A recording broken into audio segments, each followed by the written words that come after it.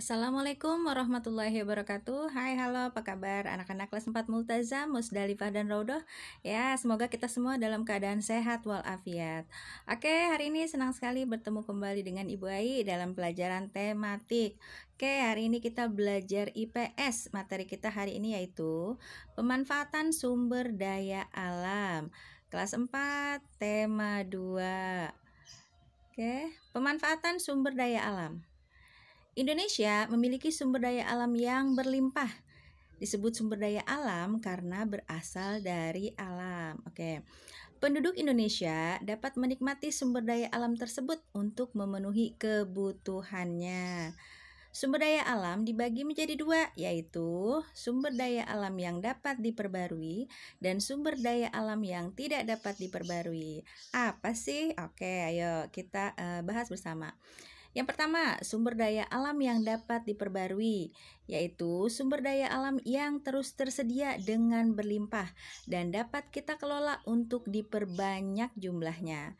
Contohnya yaitu ada tumbuhan, hewan, sinar matahari, angin, dan air ya. Ini gambarnya, contoh sumber daya alam yang dapat diperbarui. Di gambar ini ada tanah, air, hewan, dan tumbuhan. Nah, ada juga matahari. Jadi sumber daya alam yang dapat diperbarui ini tersedia dengan berlimpah dan dapat kita kelola untuk diperbanyak jumlahnya. Oke, yang kedua, sumber daya alam yang tidak dapat diperbarui adalah sumber daya alam yang jumlahnya sangat terbatas dan untuk menghasilkannya kembali dibutuhkan waktu yang sangat lama. Contohnya, minyak bumi, emas, besi, batu bara, dan lain-lain. Nah, ini ada contohnya di gambar. Ada gambar batu bara, ada emas, ada perak. Ya, jadi itu ya, sumber daya alam yang tidak dapat diperbarui adalah sumber daya alam yang jumlahnya sangat terbatas dan untuk menghasilkannya kembali dibutuhkan waktu yang sangat lama, bisa berjuta-juta tahun ya. Oke, jadi itu sumber daya alam dibagi dua. Yang pertama, sumber daya alam yang dapat diperbarui. Yang kedua, sumber daya alam yang tidak dapat diperbarui. Oke, lanjut. Sumber daya alam yang dimiliki oleh Indonesia banyak memberikan manfaat untuk masyarakat dalam memenuhi kebutuhan hidupnya. Nah, di sini ada beberapa contoh ya, contoh pemanfaatan sumber daya alam. Yang pertama, pemanfaatan hewan. Nah, contohnya ayam. Ayam dipelihara oleh manusia untuk diambil telur dan dagingnya ya, untuk dikonsumsi ya. Oke, yang kedua, tenaga sapi. Nah, sapi dimanfaatkan untuk menarik gerobak. Nah, jadi ini pemanfaatan hewan ya. Oke, lanjut. Yang kedua, pemanfaatan tumbuhan. Sayuran dimanfaatkan sebagai bahan makanan, minuman, dan obat-obatan ya. Oke, ada juga tanaman dibudidayakan untuk dijadikan tanaman hias ya, berbagai tanaman hias ya.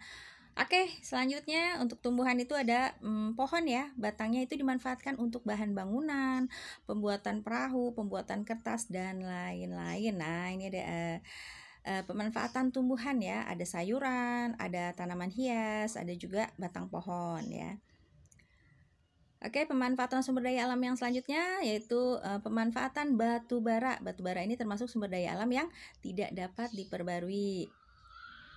Batu bara banyak dimanfaatkan dalam berbagai bidang kehidupan, mulai dari rumah tangga, usaha kecil, sampai industri. Batu bara terbentuk dari sisa-sisa tumbuhan purba yang mengendap selama berjuta-juta tahun dan mengalami proses pembentukan batu bara. Nah, manfaat batu bara yaitu yang pertama, menghasilkan metanol, yaitu bahan bakar cair untuk menggerakkan mesin di berbagai industri. Nah, ini di gambarnya. Yang kedua, manfaat batu bara yaitu bahan bakar kompor briket. Nah, ini untuk memasak ya. Oke, ini gambarnya, ada kompornya, ada batu baranya. Oke, yang ketiga, menghasilkan gas ya. Bahan bakar gas untuk industri dan pembangkit listrik tenaga gas. Nah, ini dia. Oke, yang keempat sebagai bahan bakar untuk pembangkit listrik. Ya, jadi untuk menghasilkan listrik bahan bakarnya itu batu bara. Ya, jadi sini ada beberapa manfaat dari batu bara ya.